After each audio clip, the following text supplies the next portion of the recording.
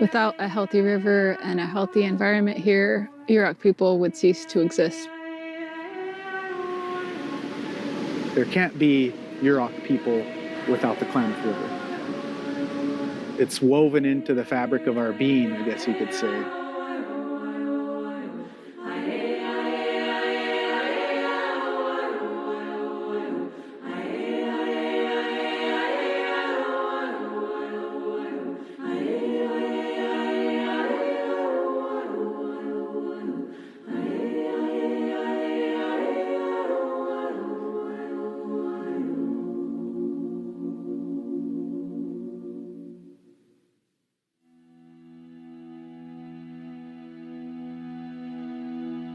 Growing up as a kid, I lived on the river and fished a lot.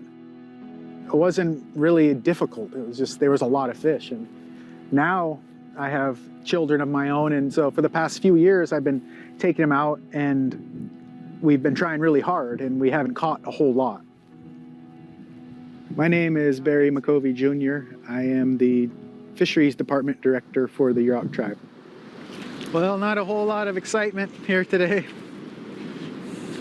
The Klamath River was the main food source for the Yurok tribe in historic times, kind of pre-contact. So basically any time of year there would be a fresh run of fish coming into the river, whether it's lamprey or smelt or salmon. There's always some fresh source of protein coming into the river.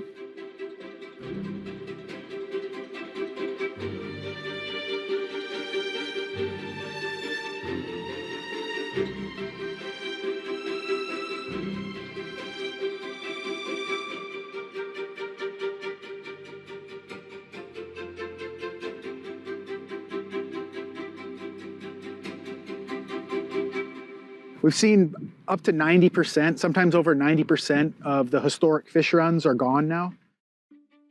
The river is nothing compared to what it once was as far as its ability to produce fish for people to eat. Starting with the first influx of settlers during the gold rush in the mid-1800s, the river has been impacted. And then that was quickly followed by the logging industry. And then there was overfishing in the oceans. And then hydropower came along and dams and diversions.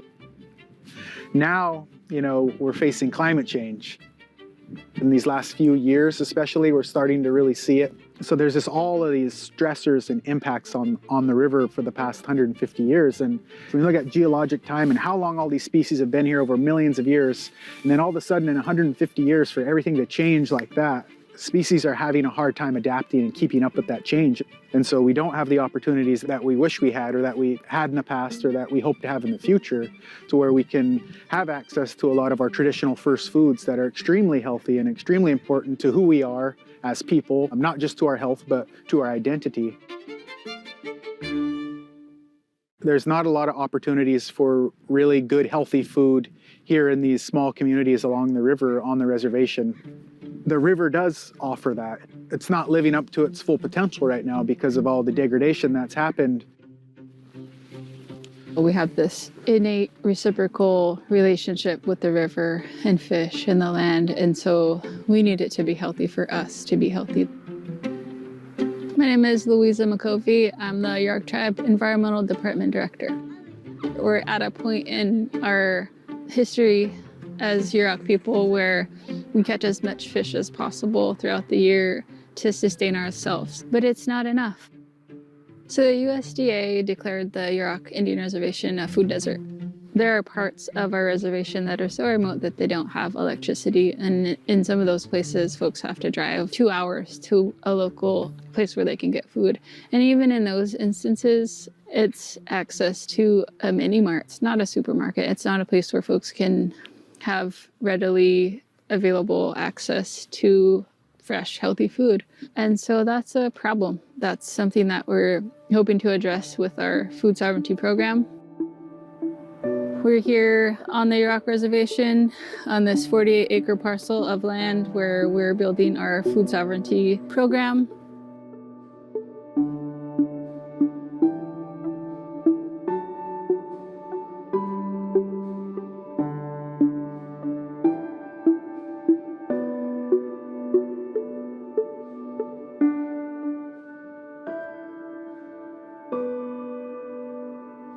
There's this like incredibly diverse habitat here, all in one little area, and there's real potential to sort of restore our relationship with the land here.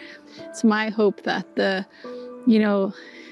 it just welcomes us back with kind of open arms. Okay, a journey into the forest. Oh yeah, look at that. So this is like rearing habitat for coho. We want to pull out all of this invasive blackberry, restore the creek, enhance the habitat for coho. So this parcel is really kind of ideal for our situation. The location, for one, it really is going to allow us to foster that intergenerational knowledge sharing because it's right next to the school that serves mostly Yurok tribal members, and we can build that right in. Our kids, along with us, are built and born with this fire inside to help the earth, to fix the earth, to do something good for their people. I'm optimistic that when my children are my age, that things will be different and things will be better, and they will have the opportunity to teach their children the ways of the Yurok people and not be hampered by low fish runs.